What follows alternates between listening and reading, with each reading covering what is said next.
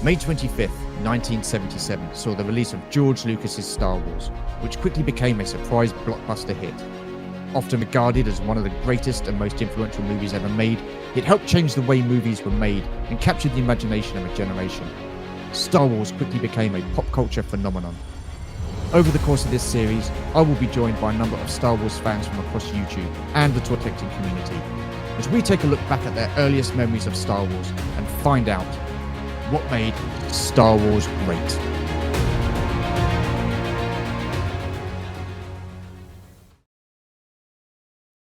Hello Toy Collector fans, Universal Toy Collector here, and welcome to the channel. And welcome to episode 21 of What Made Star Wars Great, the series where I get to chat to Star Wars fans from across YouTube and the toy collecting community and find out about their earliest memories of Star Wars and to also find out what made Star Wars great. Joining me this week is my good friend Ron. Hello sir, how are you? I am doing well. How about yourself? Not too bad, thank you very much. Like I say, I do enjoy a good chat about Star Wars, so looking forward to hearing your thoughts and opinions. Now, I got you. with this series, it's basically finding out what made Star Wars great. So we try and address all the good things that go on with Star Wars. But to do that, I tend to switch to the negative side of the Star Wars things first and get that out of the way. And then we can focus on the things that made Star Wars great. So there has been a lot of negativity around Star Wars, especially the last few years and stuff like that. I just wanted to get your thoughts and opinions on the negativity. Yeah. There's been some poor decision making, I think. Disney Star Wars has not really lived up to the Star Wars name as we remember it. Yeah. They clearly tried to shake things up, and that didn't really work out so well for them. And honestly, though, like Kathleen Kennedy obviously is a problem, but when it comes to the things that really stink, like the sequels and things like that, it's really just poor choices in what they were trying to get across. Like picking J.J. Abrams to write your Star Wars stuff. I mean, that guy's terrible. He sucks. Yeah. I was like, people were like, in JJ we trust, and I'm like, you should not. Look what he did with Star Trek. Look what he did. Yeah. Pretty much everything else he's ever touched, with the exception of maybe Fringe, which was a TV show that was on for a bit. And then they picked Rain Johnson to do episode 8. And the funny thing about that guy is he's actually a pretty good writer and director. I just think he's a bad choice for Star Wars. But if you watch his other stuff like Glass Onion and Looper, it's actually quite good. Unfortunately, he just stinks at Star Wars, and he tried to subvert expectations, which is a mistake. And I think there's a lot of thought that people come to Star Wars in the modern era are like, oh, it's all about, trying to attract the youth and everything else. And I would agree that you should definitely try and attract the youth. But that was also kind of like what I thought the Clone Wars cartoons were for, and the Rebels and stuff like that. We'd bring in kids that would watch that. I mean, we never really had that. There was Ewoks and droids that was on after I was getting a little too old for Star Wars when I was a kid, as far as toys and stuff were concerned. But there wasn't anything that was, focusing on, as far as like movie stuff, was focusing on getting those younger kids in. And you can't sell me that those sequels were somehow like designed for children. They were definitely not. And our age group just wasn't having it. It just did not resonate with us. And I thought about this for a long time, because like one of the things is what made Star Wars great to me when I was a kid. And I first saw Star Wars in the summer of '79. I was living in Alaska. We were still living in Alaska. I was 5 years old, and it was replaying in a drive-in movie theater up there. And my parents took me to see it. At this point, I had some of the toys, but I didn't really know what they were necessarily. But as soon as I watched it, I thought, this is like something I'd never seen before. There was nothing like this out there. There were a lot of like bad sci-fi movies that you could watch, but nothing that was like directed that had the action adventure kind of style of Star Wars. And I think that really drew us in. And then when I was, there was a lot of adults that watched Star Wars at that point too. It was very popular in general since its 77 release. And then when they did Empire in 1980, the doors were blown wide open, I think, at that point. And yeah, I just don't think they've been able to really replicate that success. Now they have some things that are good, like Rogue One and the Andor series and some Mandalorian stuff, but most of it is just like when you try and insert modern day politics and things into your storylines and things like that, that's not really what Star Wars was about. And honestly, nobody gives a crap about any of that. Like my son doesn't watch Star Wars because he cares about the political movings of, Palpatine, or whether or not like there are a certain number of ethnic actors in this show or whatever. None of that matters to him. What he cares about is whether or not there's like this cool stuff he wants to see, like monsters and action and lightsabers and blasters and stuff like that. For me it was spaceships. But you say it's you say it's predominantly Disney Star Wars, but I mean, you've got to remember that the prequels weren't very well received either, and that was from George Lucas. So I mean, where do you stand with this fandom? I mean, it's the Star Wars fandom as we speak is very divided. Yeah. I mean, and now that's not totally down to the fans. I know there's been a lot of attacking the fans from like Lucasfilm themselves, some of the actors from Disney, calling us all sorts of different names and stuff like that. Now, look, listen, I will admit there are people out there that are like that, racist, bigots, and stuff like that. Unfortunately, that's in every walk of life. You're going to get that. You're never going to. They make everything suck for everybody. Exactly. So. Yeah. But to tar everybody with the same brush, and to also be told that you're not a true Star Wars fan unless you like everything, to me is ridiculous. Now, there is so much Star Wars. In my opinion, you can pick and choose what you like and what you don't like. Some people like the sequels. I don't have an issue with that. That's not a problem. Some people even like the Acolyte. That doesn't bother me. I don't care about that either. People are free to like what they like. But for people to turn around and say, you've got to like everything if you're a true Star Wars fan, absolute nonsense. I mean, what are your thoughts and opinions on that? Well, I think that's one of those things where it's like, that's a logical fallacy called the no true Scotsman, right? You're not a true Scotsman unless you behave in this Scotsman-like way that's specific to someone's ideal of what a Scotsman is, right? And that falls into this. You're not a true Star Wars fan unless you fall into the rules of Star Wars, and that occurs on both sides of the fence here. But the little bit of difference is that the older movies that we grew up with, like there's a channel on YouTube that really all he ever does is post polls, and I think it's called like Vader's Orders or something, and he posts all these polls, and there's always like, what movie have you watched the most? And I click on Empire Strikes Back because I've probably watched that one the most, and then you can see the results of the poll, and people are like saying that they watched the most Revenge of the Sith. Well, it turns out that guy's audience are really from later generation, mostly from late millennials, who and millennials in general who didn't grow up with Star Wars. Like they just, like my sister who was born in 81, like she would have seen Star Wars, but not until she was in her teens, and by then the prequels and stuff would have come out, but it was never a thing that was like sold to her. Like she was never the target audience anyway for for Star Wars, I don't think, as far as Lucas was concerned. And then when the prequels came out, I was super psyched to see the prequels. I went to go see the first one in the movie theater on the midnight showing. I was living in a college town in college at the time, and I was like really excited to go see it. And we got there. I walked out and I went,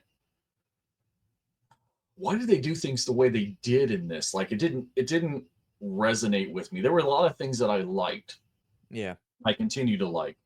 And then the second movie came out, and I went and saw it in the theaters, and I went, "Ugh, what are they doing here? Like, why is this so bad to me? Like, why is this not great?"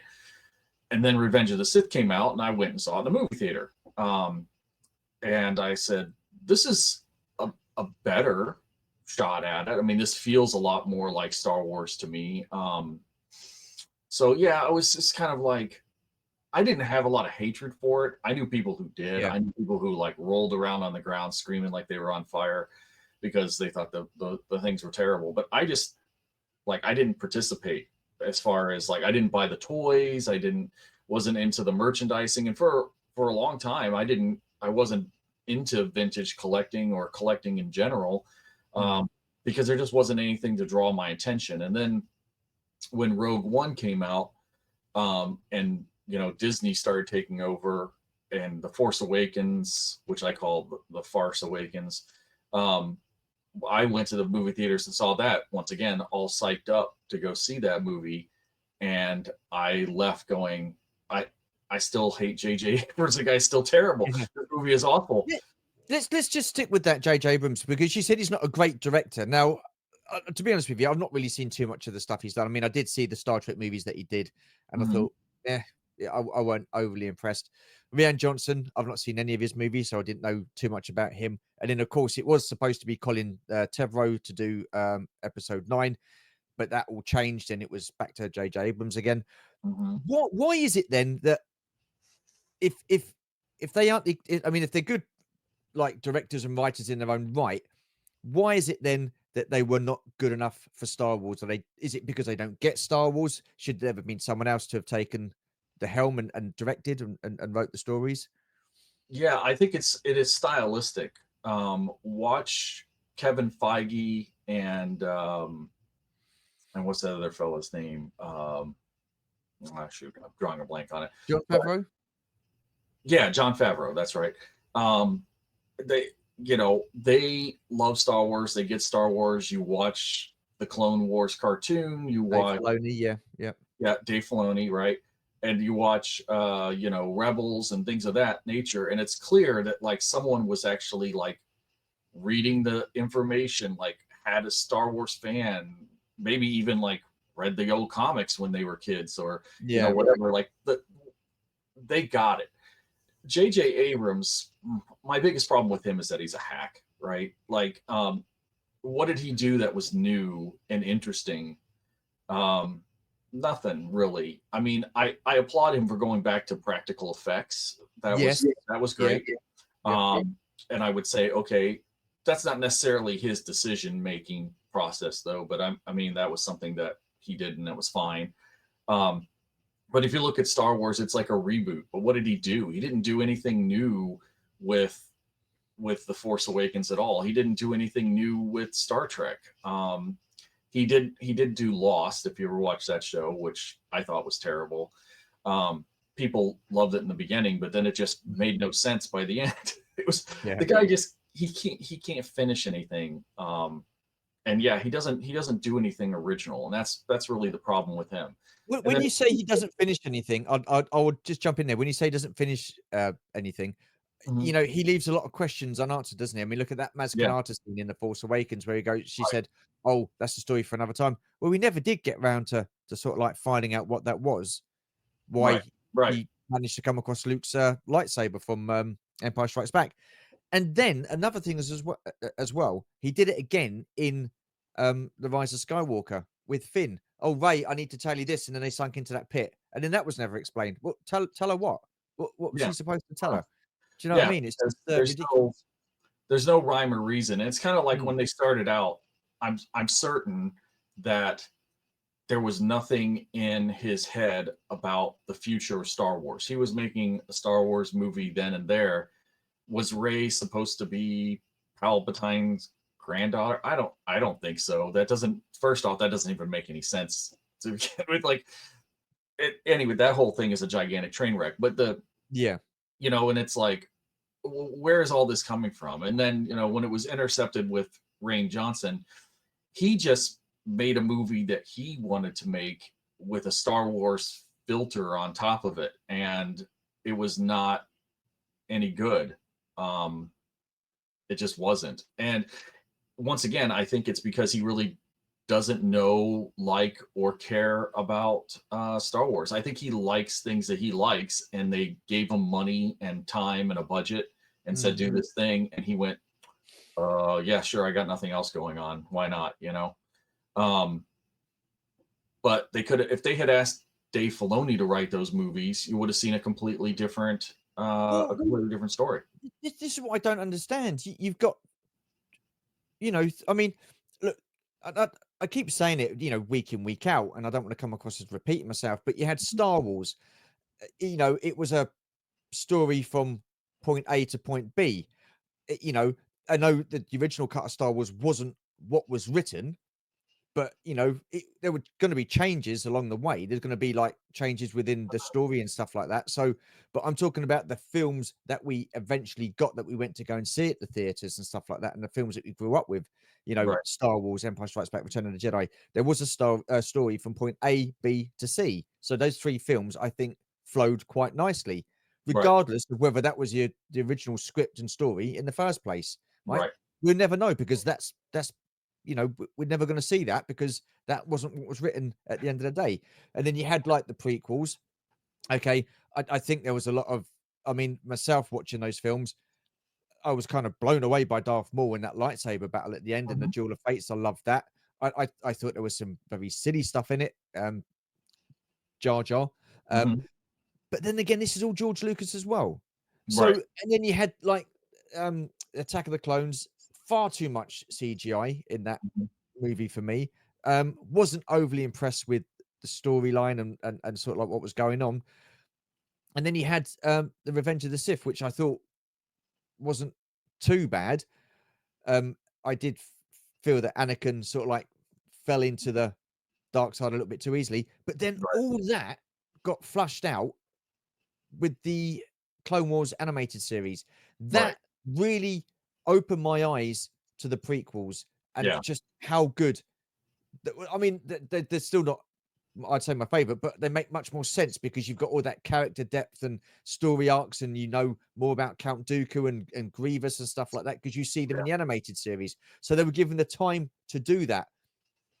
And with the sequels, there was no real story written from start to finish. It was one right. director coming in writing it, then another director coming in and writing his bit, and then so it was a bit of a car crash there. And what gets me, Ron, is the fact that Disney and Lucasfilm were like, "Yeah, these are great." Do you know what I mean? Right. I mean, it's I Because don't it can't had get my it head had around that. Star Wars stamped on it, so they were like, "Cha-ching, money making," I Yeah, mean, the the problem, like, one of the things that happened, I think, with the prequels too, was the lack of practical effects, so much green yeah, screen. I think that turned a lot of the old schoolers off, yeah, and people were like, "Okay, this just really isn't all that fabulous." Um, and to this day, unless you've watched all those Clone Wars episodes, you yeah, really don't know, um, like, Attack of the Clones is a perfect example. Uh, you know nothing about Dukers, nothing. Like, guy comes on the scene, they're like, "Oh, Count Dooku," and then like Obi-Wan goes into talking about him like he's like, "Oh, you used to be a Jedi, and you were this guy who did this thing," and yeah, it's all exposition that's told to you in some sort of way. It's the old tell not show type situation, and I yeah, think that's where that whole thing kind of falls apart. And the other problem was is that in Revenge of the Sith, you have all the prequels in general have a locked in storyline. Darth Vader is coming. yeah, Anakin Skywalker is Darth Vader. And so George Lucas is kind of pigeonholed into like where he has to go. If you watch the original Star Wars, he didn't he didn't make that thinking I don't think that he ever thought that there was going to be a trilogy or there's going to be a massive Yeah, success. I think he no thought, one did. No one yeah, did. I think he thought that he might get by. I mean, large portions of it were based off of Kurosawa film, The Hidden Fortress, Yeah. and and that's what C3PO and R2D2 are. Is they're like the bickering couple from the beginning of that movie. Well, they're not a couple, but they're two peasants that are Yeah. bickering. And yeah, so I think that like he created that, and if you watch Star Wars and you just say, okay, like you forget that Empire Strikes Back even existed or Return of the Jedi ever existed, and you just watch Star Wars, it's a pretty great film by itself. Well, I would hazard to say it's a pretty great film, but it's a good film for its time and what it did. Yeah. The acting is clunky and like special effects are way better than anything from 1970s that you could have seen anywhere, but it wasn't mind blowing, and it probably wasn't really Academy Award winning except for the special effects type stuff. Mm. But then you get to Empire, and like things take a turn. So once the green light was lit, I think that opened the doors for Lucas to be like, well, I had all these ideas, and now I get to implement them. And it kind of falls a little bit like as adults. As kids, when we watched it, we were like, I don't care about any of the like weird plot holes that are in these movies because they're, Yeah. we're a kid, but we watch them as adults and you go, dude, that's that guy's sister, right? Okay. Like they have some sort of weird love relationship, and you don't find out about that to the third movie. So what is she doing like smacking lips with this guy? And then it's like they don't really look the same. He's a blonde haired, blue eyed kid. She's a brunette. Well, apparently they weren't supposed to be brother and sister at Right. that point, Right. apparently. So, Yeah, so all that kind of like gets chunked in, and these are plot holes and everything else. But there were some very definitive things like that happened. And yeah. I think this is what caused a problem with like the sequels, particularly the last one, which I didn't even get through. I never saw it in a movie theater. I have Disney Plus, so I tried to watch it on Disney Plus. I got into about 2.5 minutes of it and went, "This is the worst thing I think I've ever seen." I just couldn't bring myself to finish watching. It was a waste of my time. So you've But not seen the episode 9? no, no, I've Wow. seen clips of parts of it, like space animals running on spaceships. Oh, You God, know, I forgot about that. Yeah. right? Cheers. Thanks a lot. Right when Palpatine came back, the problem I had is I was like, it's not the fact that he could have been a clone. That would have been fine if they had explored like a clone emperor kind of coming back storyline that they did, Yeah. Yeah. because the guy was literally destroyed, right? It wasn't like Darth Maul who fell down a pit into a garbage dump and then like through his hatred or whatever got Yeah. force legs. Now that guy like went and fell into the reactor, and then the entire space station exploded around him. Yeah. So there was no there's no coming back from From that that, yeah. situation. Yeah. But I think that's once again, I think that's just lazy writing. I think that's J.J. Abrams style writing, where he's like, "Well, I want to appease the fans, so I'm just going to throw this name in there." Well, that was I think that was a move that he's kind of like, where do I go from The Last Jedi? What can I do? Right, Because I think by that time, when people had seen The Last Jedi, I think a lot of people are kind of like, sod this, and checked out. right, So where did where did JJ Abrams go from there? So I tell you what, let's bring Palpatine back somehow. And right. yeah, it's ridiculous. I mean, look, listen, you're saying about Star Wars and the acting wasn't great and stuff like that. Look, you got to remember, George Lucas wanted to do something like a space western, a space opera Mhm. type sort of That's thing. what it was, space western. Based on things like Flash Gordon. I mean, if Mhm, you look at the earlier days, Flash Gordon, the acting wasn't great, the dialogue wasn't fantastic. So yeah, I kind of can forgive it for the mhm, cheesiness in some of the dialogue and stuff like that. And but again, I've said this many times before. You've got to give credit rather to Carrie Fisher, Mike Hamill, and the other actors, Harrison Ford, and the rest of the cast, for sure. making that seem quite believable, because I think they were so sincere and Mhm, professional with what they were doing acting wise. It did kind of make it more believable. And then, George Lucas we know wasn't the greatest director in the world. He was great at telling stories and getting what he wanted with this vision he had, although his vision sort of like changed over the period of time that he did Right. Star Wars from start to finish. But Well, then, like you say, you get to The Empire Strikes Back. Irving Kershner, directed that. right. It's But Irving possibly Kershner didn't write it, though. I no, he mean, didn't write it, right. but he was a great director. Hmm. He did a good job. Was it Lawrence Kasdan that wrote it? No, How George Lucas and what was the other? Maybe you're right. Maybe it was that other guy too. Yeah, I'd have to Yeah, look at the writing credits for it, but yeah. yeah. But but the acting and then the storyline sort of like really sort of like kicked in, became a lot darker and stuff like that. Mhm. And then of course you had Return of the Jedi. I Well, dropped the biggest, one-liner bomb on anybody. yeah, I'm yeah, your father. And yeah, it's nobody saw that coming. You want to talk about subverting expectations.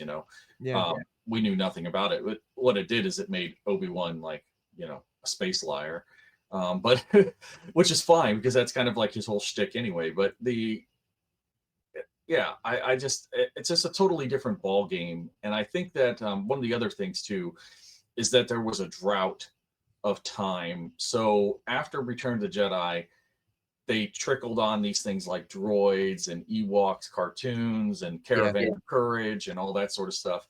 And it just didn't land. And so Lucas kind of went, well, job done. I think I'm fine. Everything's fine. We're good. Yeah.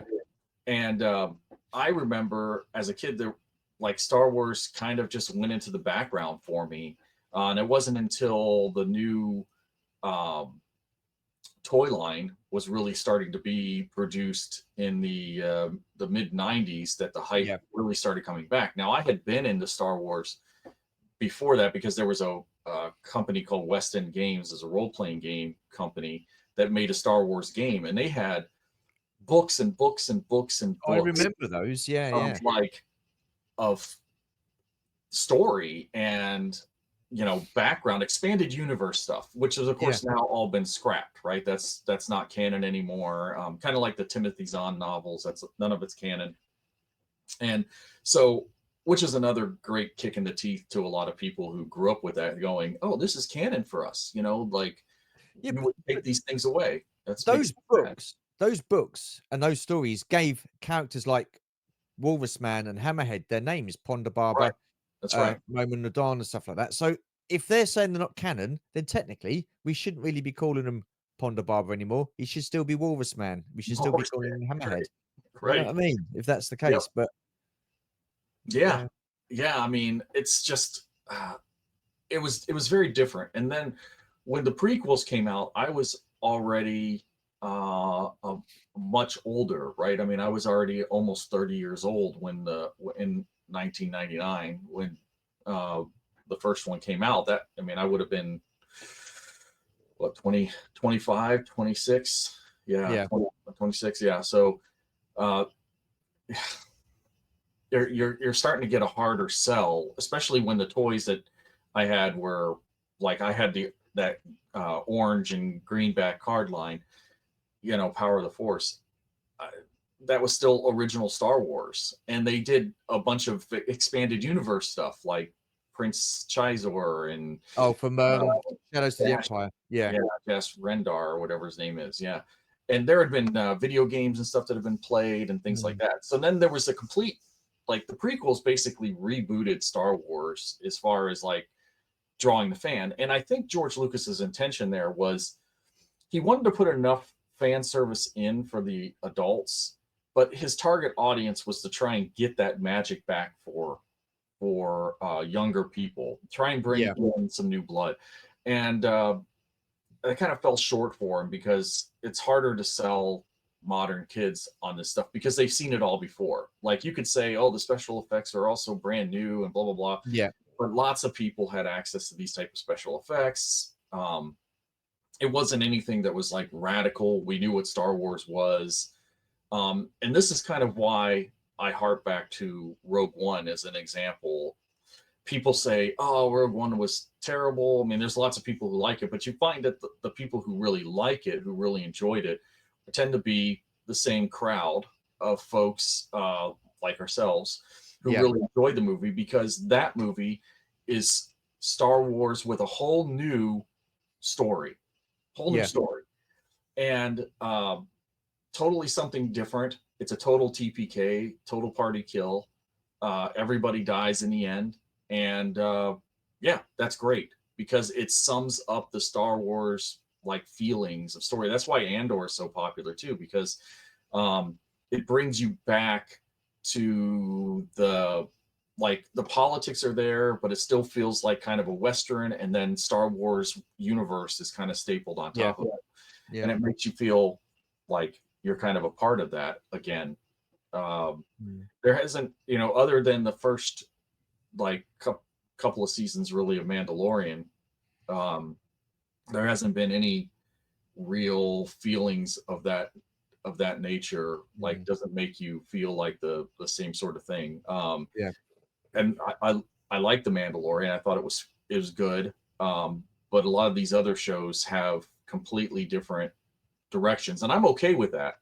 Like Ahsoka, I was happy as a clam that they went into the direction that they did, because they kind of got to get Ahsoka out of the picture. Otherwise, I'm thinking that I don't know what season 2 is going to look like, but I'm thinking that they're going to be stuck in that galaxy, um, or maybe she's going to be stuck in that galaxy, or maybe she's going to go back to Mm. that galaxy or whatever. I don't know. I don't know how much longer she could exist in the current Star Wars galaxy universe, because she starts getting too old, and then on top of that, it's like none of it really makes sense. Otherwise, she would be training Jedi's with Luke, etc. Mm. Um, but yeah, and then you got shows like Goonies in Space, which was fine for what it was. I enjoyed it. Yeah. I was like, okay, this is watchable. I would have thought that my son would have been interested in it, because I felt like it kind of targeted Yeah. his age. Did not No. care at all. Did not care for it at all. Like, initially he liked it. He thought it was interesting, probably for the first like 2 or so episodes, and then it just started falling off for him, and then he just lost complete interest in it. Um, but you have to sell him on the things that he likes, and he likes the monsters and stuff, Yeah. and things of that nature. I, It, I it, like isn't it? spaceships. So I was going anyway, to say, isn't it funny that when we were kids, we had the original Star Wars come out, and it just blew everybody away, right. everybody away. And then a generation later, you had the Phantom Menace come out.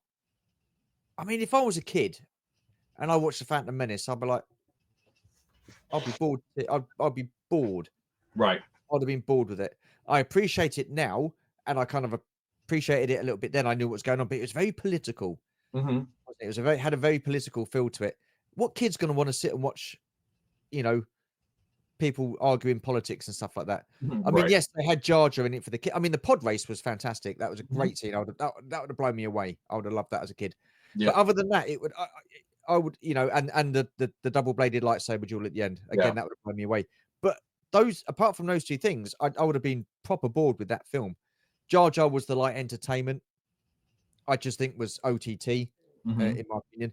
And then you had Revenge, Attack of the Clones again, up until the point where they have the big battle at the end.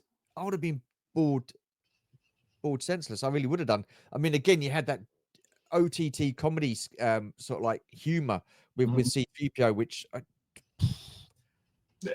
you know what I mean? Star Wars, you had the great, you had that space chase at the very beginning, and then Hmm. yeah, it sort of then you had like the Millennium Falcon and the Death Star and stuff like that. Like I say, because we'd never seen anything like it before. But then you go to Empire Strikes Back, and then you have the AT-ATs, and the Hoth battle, and I don't know, it's really weird, isn't it? Comparing Yeah. what we had as a kids with those movies to what previous generation. But like you Yeah. say, some people might grow up and go, yeah, those were fantastic. So, but See, then again, that's okay. I watched uh, I watched the Phantom Menace, and I go, man, this thing opens pretty good, right? These Jedi come in here, they start busting up some droids. These guys are legitimately scared of these Jedi, Yeah.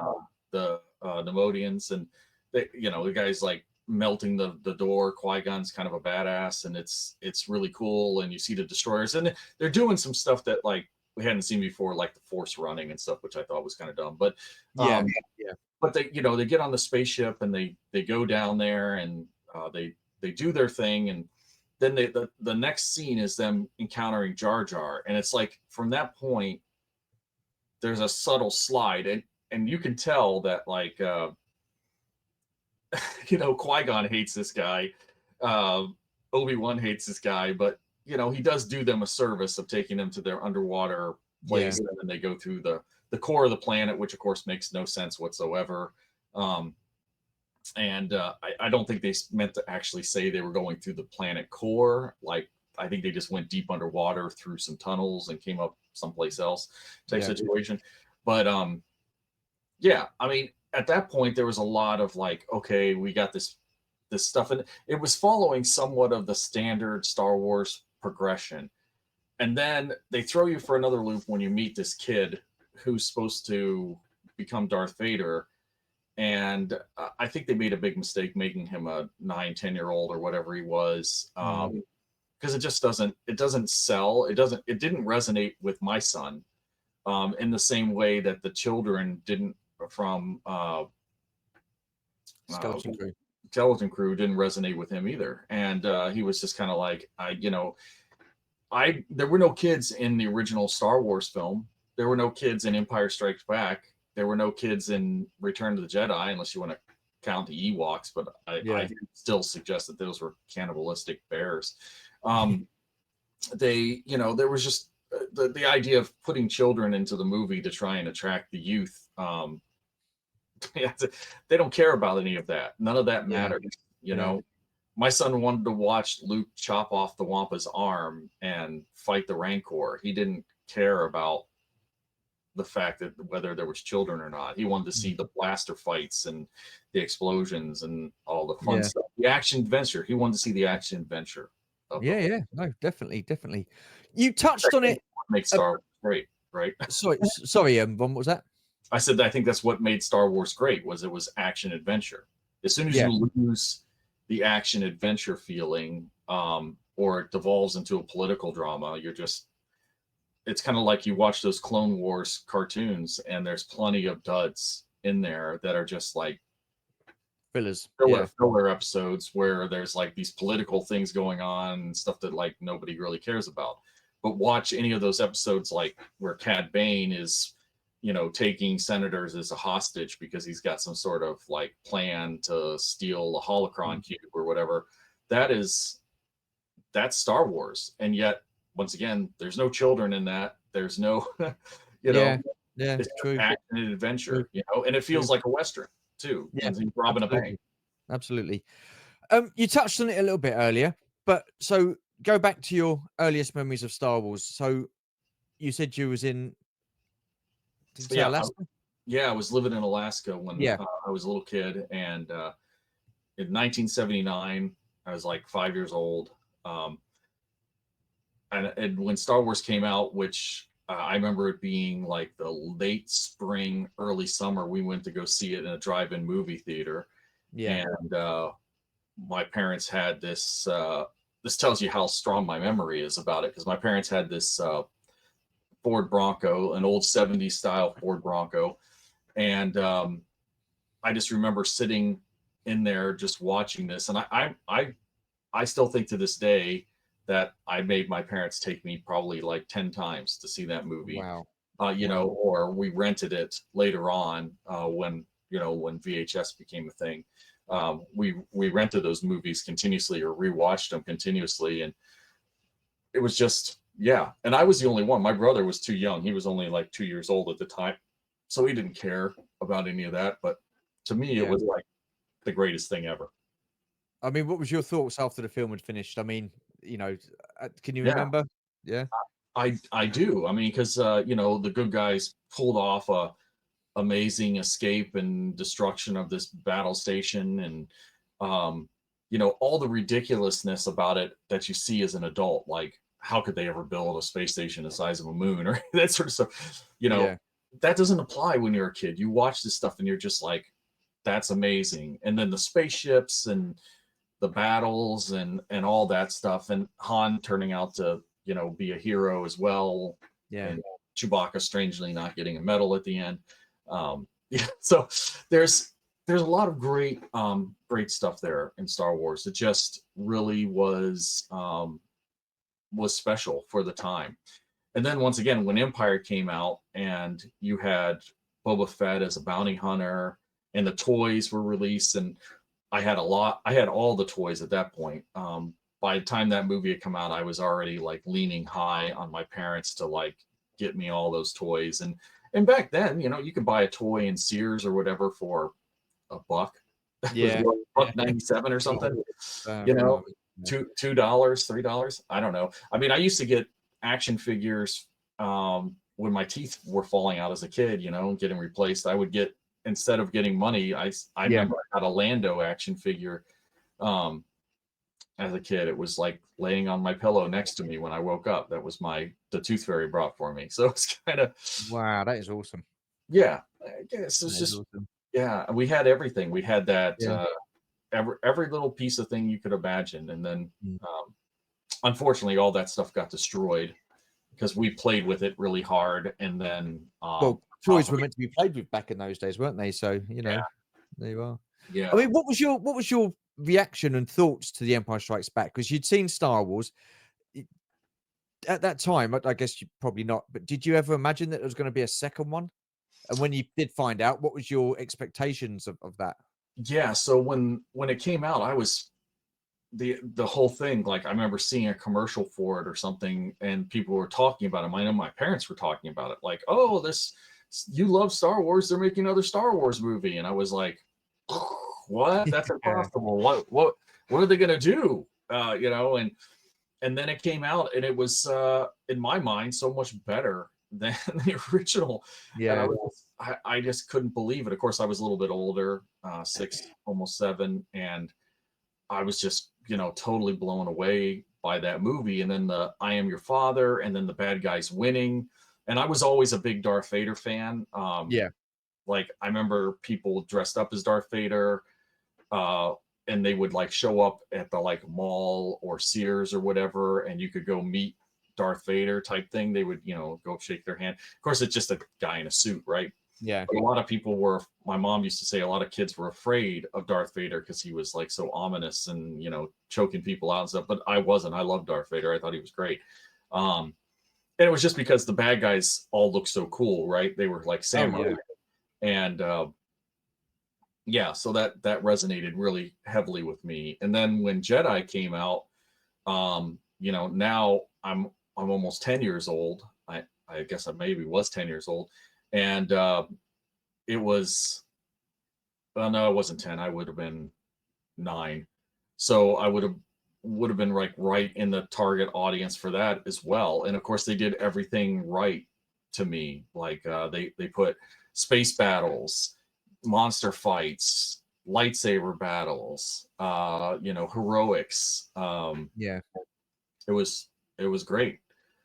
There's just, and then of course the other thing is that you realize as an adult later on that a lot of this has to do with the music in the background too. So like John I Williams mean, score. see, I'm glad you said that because I don't think the music really gets talked about as much as it should. And maybe Yeah, that's my fault because I'm asking the questions, but I'm glad you brought that up. How cool is that score to Star Wars Empire and Return of the Jedi? John Williams has done a just so iconic yeah. that music, isn't it? And when you go back and watch them as adults too, you realize that that music is playing through the entire movie. Yeah, I don't know how much. I'd have to go back and look and listen carefully, but I don't know how much when there isn't some sort of piece of the score playing, yeah, and it sets the tone, it sets the mood, and it does it subtly like it should, because when you're a kid you're not paying attention to it, but your mind is, and your brain is hearing like the swelling orchestra, which is mhm, making you feel the action and adventure boosting up and everything else. And yeah, so the sweeping sounds of like when they went and pulled up to pick up Luke, um, or the very end theme, like when they're looking out the window at the other yeah, spiral galaxy, that sort of stuff is meant to draw emotions. And so we recognize that as adults, but as kids, we probably didn't recognize that, but it was affecting us. Yeah. I feel like probably But I mean, the opening score to Star Wars, where Star right. Wars bursts onto the screen Hmm. and then it pans back and you get I mean, that music is exciting in itself, isn't it? And you think, oh man, Hmm. you're gonna get really pumped up for this. And then, it sort of like tapers off a little bit and then it just explodes into that Imperial theme that, that Yep. with the Star Destroyer chasing the Tantive 4 and stuff like that. I'm Right. just absolutely blown away. And then you get the asteroid field as well with the Falcon getting chased by the TIE fighters. Right. It's just incredible. The Imperial March as well. I mean, Yeah. Well, you know, it's as a testament to that. Anders 6, and if you go, what's Darth Vader's song? He'll go dun dun dun dun dun. He knows the Imperial March. yeah, It's just like it resonates. As soon as he hears the Star Wars theme, he knows that Star Wars is on. yeah, There's no. He's 6 years old. What does he know anything about music? Nothing. You know. yeah, yeah. So to him, it all makes perfect sense. No, that's And awesome. That's awesome. yeah, he loves it. Uh, what was it about Star Wars that really stood out for you?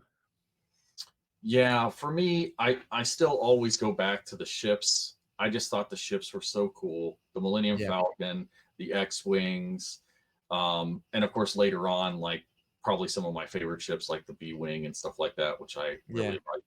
But all of that, the space battles, which were just really, really cool. And once again, you hadn't really seen anything like it. Fighting on board the space station, and I don't know, did I send you that I think I did, right? It was like something I sent you on Instagram oh that yeah, yeah, with this, where they yeah, were on the space station. It's like a little square this big, and yeah, it's like the entire movie of them being on the space station takes place in this tiny little block. So the that's space it, station yeah, literally, the Death Star literally had who knows millions of dudes on there somewhere. I mean, I don't think that would have been the case. I feel like actually the space station was probably mostly empty. Actually, it's mostly just whatever it is to generate the power and how much of it yeah, is the super laser, etc.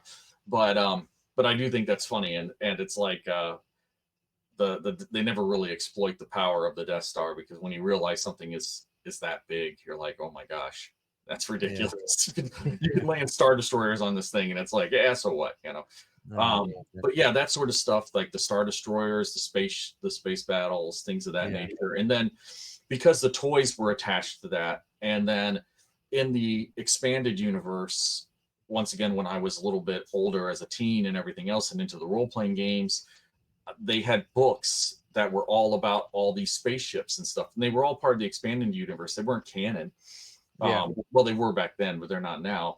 But now some of them are becoming canon, like the E-wing now is like canon and stuff like that. yeah, So, yeah, um, so they have dipped back into that pool. But yeah, the spaceships, love that. Lightsabers obviously was huge. Loved the lightsabers when I was a kid. Um, Still love lightsabers to this day. Yeah, the blasters, the costumes, like the fact that the Imperials look like a bunch of like samurais, because that's really what they were meant. Like that's what Darth yeah, Vader looked like, right? He's a samurai, yeah, um, yeah, and then his minions are his Ashigara, followers or whatever. So yeah, I always just love that aspects, all those aspects of it. But yeah, the vehicles were probably one of the big standouts yeah. for me because I hadn't really seen anything like that before. Well, I think Ralph McQuarrie doesn't get the credit he deserves because he did the oh, what do you call it? Concept art. Yeah, right. And then George Lucas took that to the film studio and go, "This is what we're wanting to do." So, do you know, if I was the film studio and I'd have seen that artwork, I'd have gone, "Go ahead, son. Carry Mhm. on. This looks absolutely incredible." But I just love some of the original concept art from Ralph McQuarrie. I just think he was Oh such yeah. a talented artist, and it just really did bring those characters to life, sort of thing. And then you get your set designers and you get your costume designers, and they try and recreate the Mhm. characters from the drawings and stuff like that. I just think, oh, that's incredible. And I think again, Ralph McQuarrie, very very sort of like not underrated, but kind of like doesn't get the credit he kind of deserves, I think, for those movies, because if it wasn't for his artwork, Mhm. you know, it wouldn't look as good as that. I just think it looks absolutely stunning. How important is story to you within the Star Wars universe? Yeah, I mean, it's important enough that I mean, I want it to be there. I want there to be some amount of consistency. Star Wars has this habit of not being super consistent or retconning itself fairly regularly. But I don't mind when they fill in the gaps with things like Rogue One and Andor. I thought that was fine. There used to be, and I actually have the records, the 45s, that were the stories that they did in the very early 80s that were in between the movies. Like you Yeah, hear yeah, you hear Han mention Ord Mantell yeah. and in Empire Strikes Back. Well, there's a whole audio record that contains the attack on Ord Mantell or the mission to Ord Mantell or whatever. Oh Um, wow. yeah, and yeah, it's really cool. It fills in the gaps, and in fact, there's characters that appear in that kind of make a difference. Like he talks about the bounty hunter that they encountered on Ord Mantell, and Ord Yeah. Mantell is like a way station type place, and um, yeah, the bounty hunter comes after him and Leia and Luke, and they get on some missions, and it's not the same actors. They have voice actors, but they sound just like them. I mean, you Yeah. wouldn't know the difference. They did another one about a droid world where the droids were like rebelling basically at something. I'm trying to remember what droid. I had to look at all my. But anyway, they did like three or four of them, and they were fillers between where the movies were taking place. And Okay. it's pretty fascinating. So that idea of filling in the gaps has always been there. So when someone says we don't need this, it's like, yeah, someone's always been there filling in the gaps. If it wasn't the role playing game, if it wasn't these records, it would have been Timothy Zahn novels or whatever else was out there. Something has always been there to fill because people want that content. Um, Yeah. and some of it is good, some of it is great, some of it is trash. You know, I mean, Yeah. it's all hit, is what it is. But Yeah. so I think story is important. And I think that's one of the reasons why George Lucas went back and did the prequels because there was so much left about what was going on there. And I think that's also why he greenlit the Clone Wars cartoon was because Yeah. after he did the prequels, he was like, "Oh, there's so many holes here. I mean, yeah, go ahead and fill in the gaps." And Yeah, but you they know, did a great job with that, though. They they did. really did. I mean, Dave Filoni. I mean, I know he gets like a bit of slack for some of the stuff that's come out recently, but with him and his animated series, the styling of the. I mean, you know, you got to look at season one to where it is now with season seven. The animation has got so much better. And Oh I yeah. just some of those stories, yeah, you get your fillers in that aren't that great and stuff like that, you know. But at the end of the day, you can forgive those because the majority of those story arcs were really good. And it took until at least halfway through season two, three, I think it was, Mhm. where the story arcs were going back to back, as Right. opposed to like having Jumping one around. section Yeah. here, then like dotted around here, there, and everywhere. I never got the reason why they did that. That never ever made Yeah. It's that weird. never made sense. But I just loved the Clone Wars, and because of that series, it really does make me see the prequels in a new light, and I can appreciate them more, Mhm. Yeah. I kind of mean, thing. once again, it's like when I watch those movies, I watch there and I go, Count Dooku, who's this guy? Watch Yeah, the Clone Wars, and I'm like, I love Dookers. How cool is this guy? Like, yeah, yeah, got a backstory and everything. He's yeah, like, yeah. yeah, General Grievous is the same way too. Like, we know nothing about General Grievous until you watch the Clone I Wars. mean, Dooku and Grievous are probably better in the animated series, the Clone They Wars, are. than what they are in actually in the movies anyway. I mean, Yeah, Dooku really didn't get much screen time at all. I think Grievous, he but might have gotten like anyway, 5 or 10 minutes total screen time. I yeah, mean, Wedge yeah, got as much yeah. screen time as as these guys. You know. Yeah, yeah, I know. Mental, mental. Um, how important do you think the older generation of Star Wars fans are to the Star Wars franchise? When I say older generation, basically us old Us. farts. Yeah. Yeah, yeah. Yeah. The Generation Xers. Um, Yeah. Yeah, so I feel like that's super important actually because we have the legacy to pass on. Like I try to pass this on to my son. I'm an older dad, but it is something that like we try and pass on at some level, and that we actively, regardless of whether um, by thought and intention or not, we actively pass on this information through love or hate. So no press uh, is way worse than even the bad press, right? So if you're still talking Yeah. about Star Wars, you're still talking about Star Wars, even if you don't Yeah. particularly like it. And if you go onto YouTube at any particular moment and look up Star Wars, it's almost unbelievable how much content is out there on YouTube. People talking about Star Wars of all age groups. Mm. Um, I mean, but some YouTubers are doing their own fan-made movies and oh, you know, sure, shorts and stuff like that, and yeah. some of those are pretty Some of good. them are really good. Yeah, some of them Yeah, are yeah, darn good. Yeah, I actually like a lot of those things. And there was a there's a guy who does I'm trying to remember what his name is too, but he does, it's called Star Wars Stories or something, and he does it's AI driven Star Wars tales, and he does all these things about, like, once again, filling in the gaps, like yeah, you know, Palpatine talking to Plagueis, or these mm, conversations that could have been in the movies but weren't. So he makes yeah, all that stuff up. Now it's all AI generated and everything, and yeah. so it's a little bit clunky here and I there, but the I dialogue is good.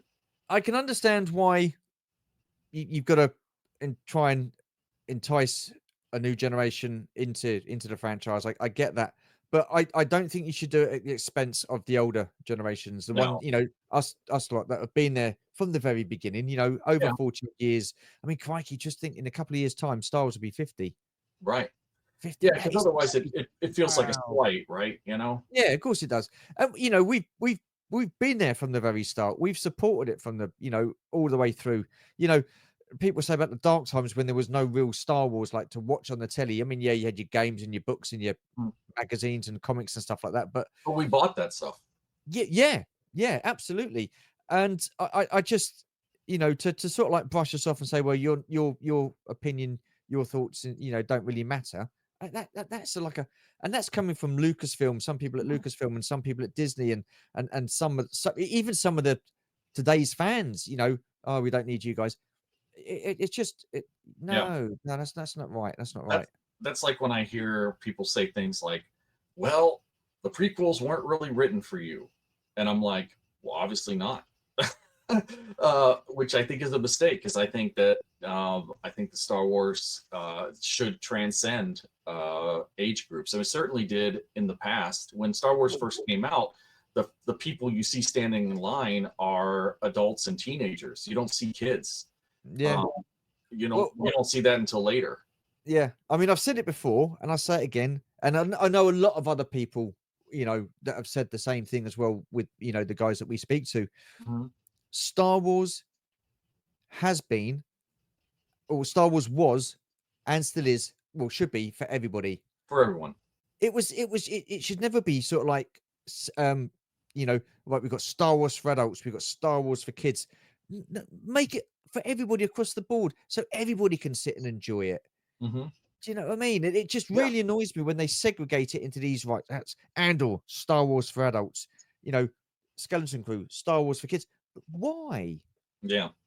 Why? Well, That's just I will say my son would never sit through Andor. It's way yeah, too not that type of. It's not that much yeah. action comparatively, but Yeah, but what'll happen is someone will say, what Andor doesn't like watching Star. He's not a true Star Wars fan. Do you know he's what I not mean? a How Star Wars fan ridiculous right is now. that?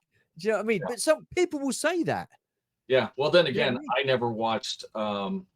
I to this day I've never gotten through the holiday special, or the Caravan of Courage, or Battle of Endor, or any of that sort of stuff. I never watched any of those cartoons Yeah, that were supposedly for for us. I didn't yeah, pay any attention to that. I'm not sure who watched them. I don't think anybody watched them, and that's why yeah. they belly flopped. Um, Um, I was going to say we've come to the hour. I've still got a Mhm. couple more questions left, Sure, so absolutely. Go ahead. we carry on. How important are strong female characters within the Star Wars universe? No, they've been strong since the beginning. I think it's great that Yeah, it's important.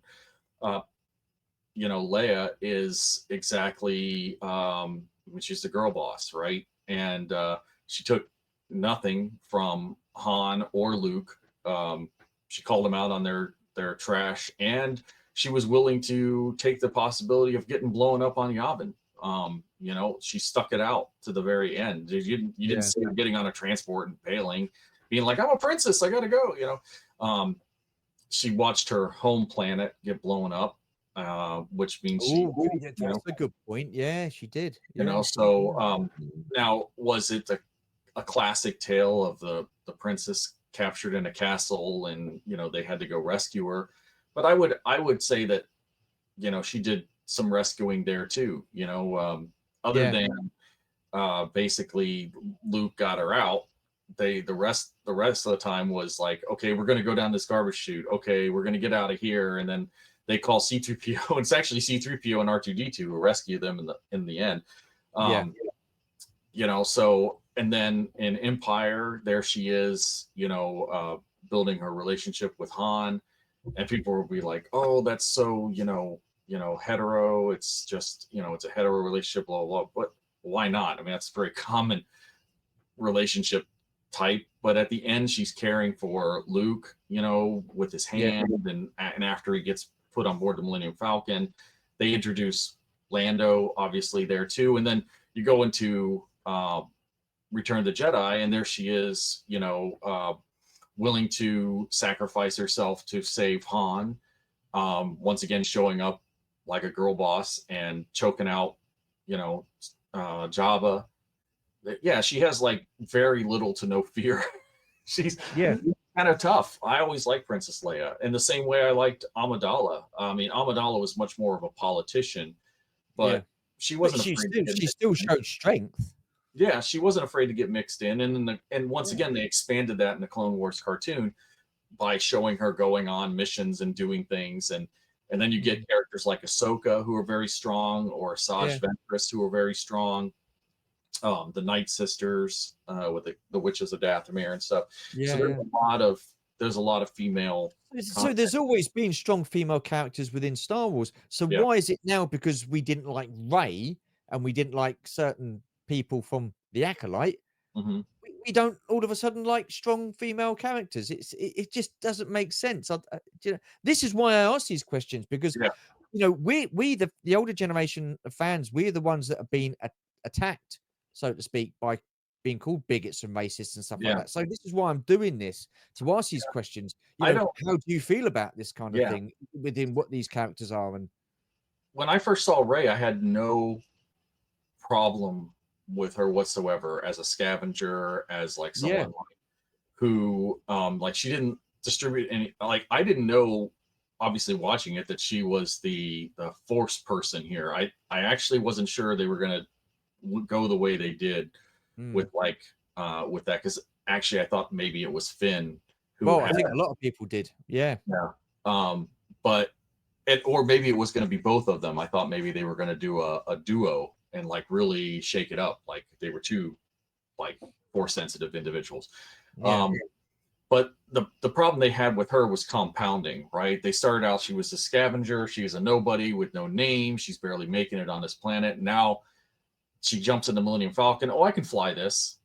Okay, she can fly this like a professional, going through the guts of a Star Destroyer or whatever. And then it's like they get on board a ship, and she can resist a mind probe by a Jedi who's like a Sith Lord essentially. Then she's and then she's like doing all these other things. Oh, I can repair that. I can shoot a blaster. I know how to do this. I know how to do that. And it's like, where did you get all these skills from?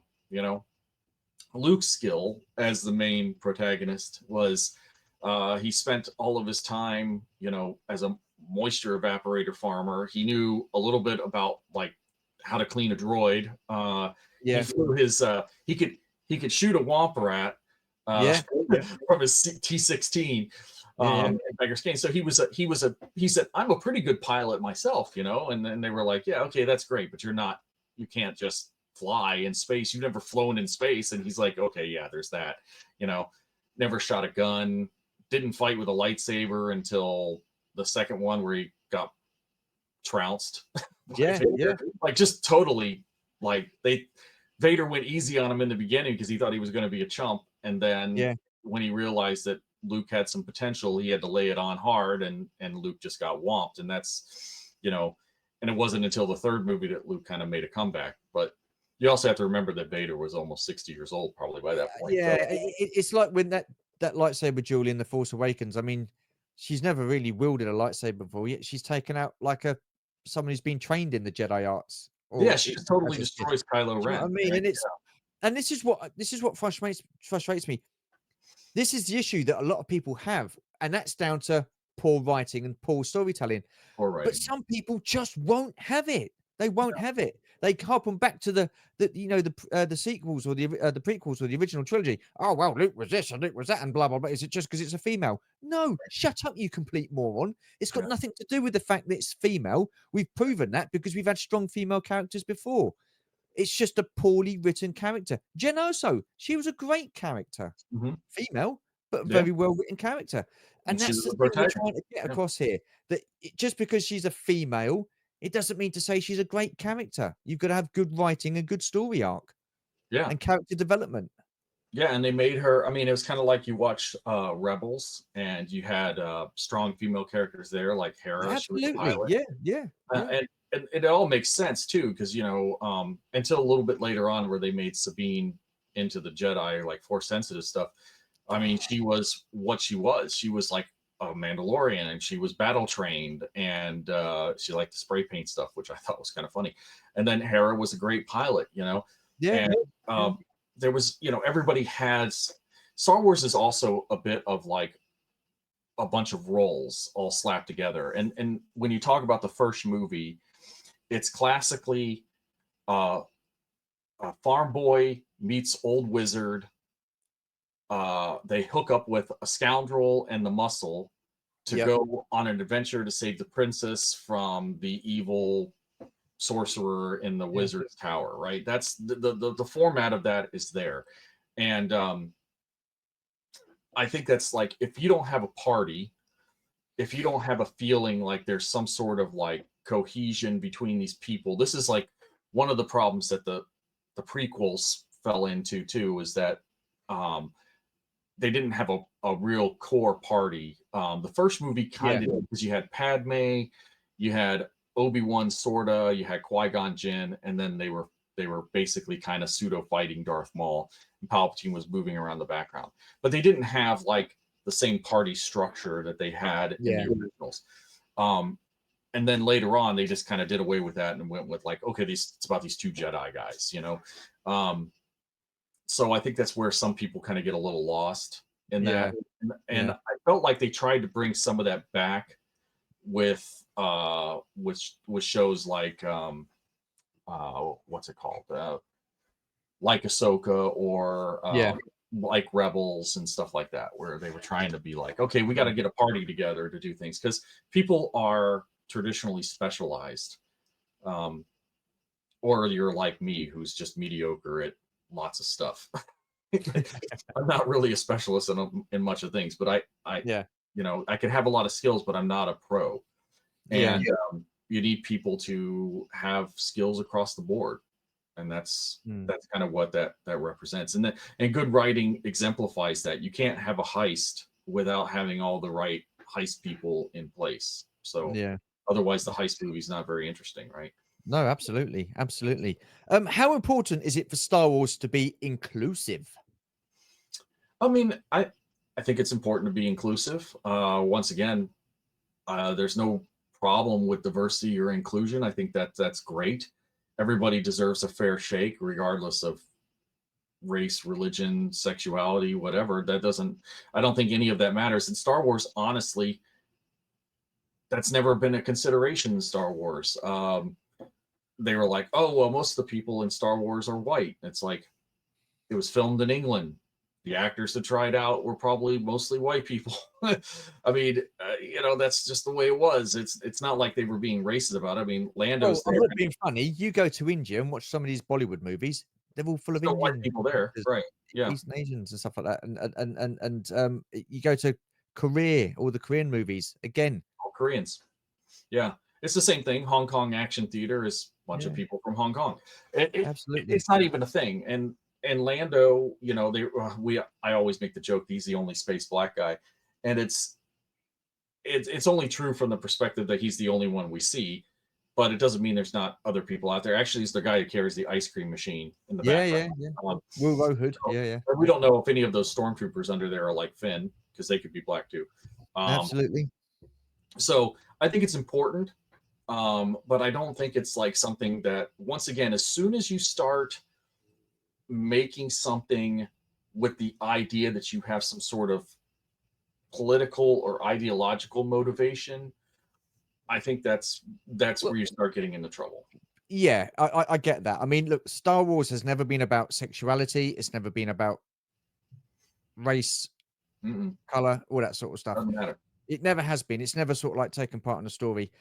And but what George Lucas did do is at the time he did put some political elements that was going on in the real world into Star Yeah, Wars.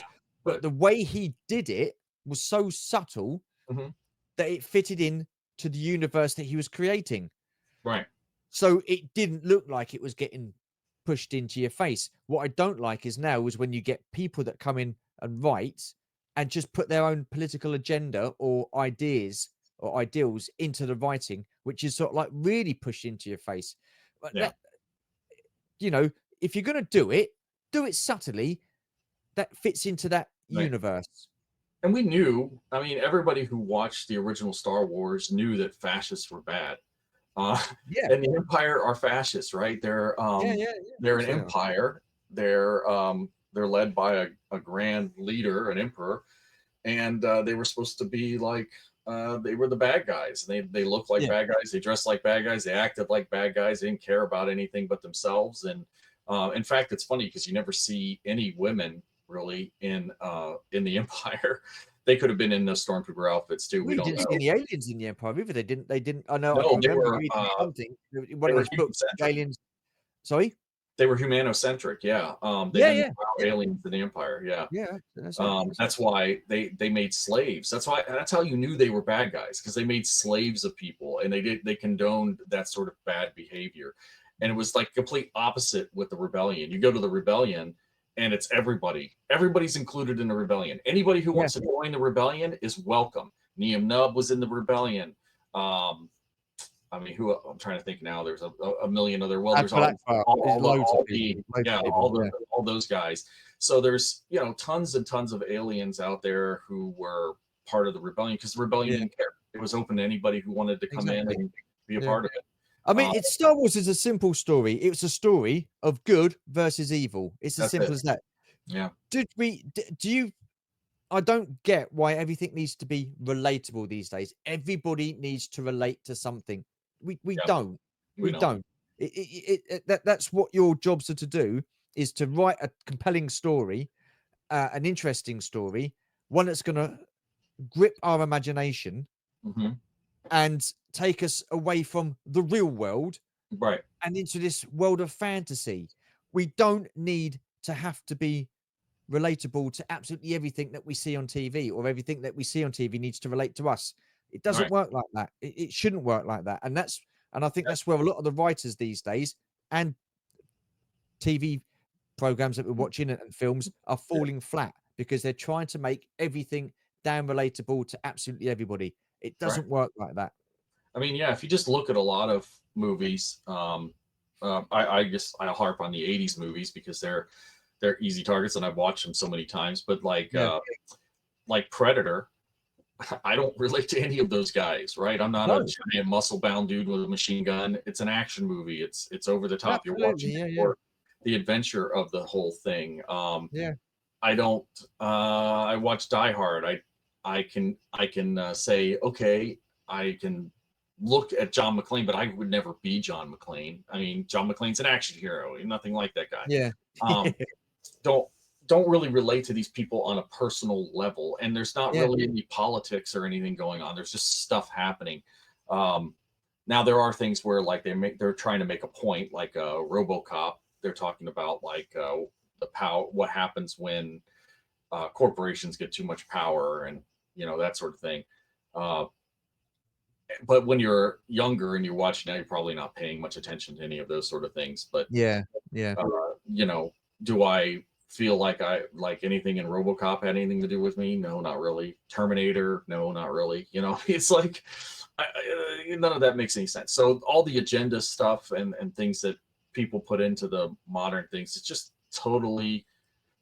The Acolyte's a perfect example because I remember I was talking with Scuba Pete about this in a car ride when we were going to a we were on one of our many toy hunts, and this was probably like a year ago now. And he was talking about, what do you think about that Acolyte? And I was like, I it sounds really interesting to me. They're going to go into a place where we've never talked about before, we never really yeah. seen, and that's super cool. And you know, at this point, really knew nothing about it. But I watched that first episode and I went, why does this feel like something that's on like, you know, made for teen movie or something? I was like, I don't get this. And the dialogue was falling real flat for me. And then they did the like, these people are like twins who were created with magic powers. And I'm like, what? And it just ended up just nothing really was Yeah. appealing to me. The only thing that appealed to me was the stranger. And the only reason he appealed to me was because he was just kicking ass and taking names everywhere. He did not care. He just leveled people, and yeah, I thought that was cool. But then in the end, they ended up making kind of a turd out of him too. And it's kind of like, okay, yeah, you don't need to put any agenda in here. You could have written a whole story about any of this stuff. Well, listen, that is. I mean, you had the timeline, which hadn't been really explored within the Star Mhm. Wars universe that we had physically seen in TV or movie. There was so much potential. Um, uh, it was poorly executed. I say it week in, week out. And look, people It's bad. like it. They like it. That's absolutely fine. I don't have a problem with that. But you know, this is my opinion, along with that of many. So just have a little bit of respect for Right. the, because you know, just because we don't like something that you like doesn't mean to say that we're any less of a Star Wars fan. Doesn't Yeah. mean to say we're racist or bigots. Yes, there are people like that out there, but you've got genuine, hardcore, rational Star Wars fans that have been with the property or the franchise for the 40 odd years, nearly 50 years. I think, you know, show them a little bit of respect. Just because Mhm. they don't like something that you like, it doesn't mean to say they're anything less of a fan. That's what really pisses me off and bugs me. Anyway, Yeah. that's enough of that. Overall, what makes Star Wars great? Uh, the action, the adventure, the special effects. Obviously, the original special effects were Yeah, just outstanding, and that's what made it great to me. That's what drew me into the whole thing. The action, the adventure, it stuck with me for forever. You know, that was all part of the whole thing, and the space battles. And to this day, science fiction and space are like still top of my list. I still have thoughts and dreams about the idea, could we go to space? And I know like the physics of the situation is not conducive, but you know, I mean, Proxima Centauri is not that far away, 4 light years. yeah, I always have dreams. I'll build a probe and yeah, it will get there. I'll be long since dead, but it was, you know, get yeah, there and send back yeah, information or something. Uh, yeah. it's just, yeah, it's that sort of stuff that like really gets my mind. Cool, cool. Well, we have come to the end of the conversation, Ron. I've got For to sure. say a big thank you for taking part. I really do appreciate you being part of the series. I've loved chatting to you. Thank you very much. Yeah, Where absolutely. can people find you on social media? So I do have an Instagram. It's pretty locked up, but if you're a member of the toy community and you see I'm friends with a lot of your friends, and for some reason I'm not friends with you, just send me a follow request. I don't always see that or pay attention to it, so you know, give me a little bit if you don't see me click on you right away. Most of the stuff, of course, that goes up there is mostly just about me and my kid. So there's not a lot of like toy stuff. Every once in a while I take pictures of toys and things, but yeah, that's probably where you can find me. I don't do any sort of Facebook or anything, but Yeah. I do go and comment pretty heavily on YouTube as Antonio Viscodes. So if you see that name, that's me. You can associate that to me. If you're watching this video, you probably already know that. But Okay. Well, did you want me to put your your link to your Instagram on the for crying out loud, the description below? Nah, if they want to find me, they can find me. But Okay. I do also show up periodically on Yeah. toy hunts with Scuba Pete on Yeah. chasing these toys. So, um, Okay. Cool. I always will say defer to them. Watch Yeah. chasing 80s toys. Awesome stuff. Awesome stuff. Absolutely. Definitely. Well, once again, thank you very much. And for those of you who have watched, really do appreciate it, whether you're watching or listening. Thank you. Just remember, if you are new to the channel, these are just our thoughts and opinions. It doesn't make me right or wrong. They're just opinions. All right. We don't all have the same opinion. There's nothing wrong with that at all. So if you get offended by the fact that we don't like a certain Star Wars thing and you do, then that's on you, not us. Anyhow, take care, stay safe, and we shall see you in the next one. Bye for now. Bye bye.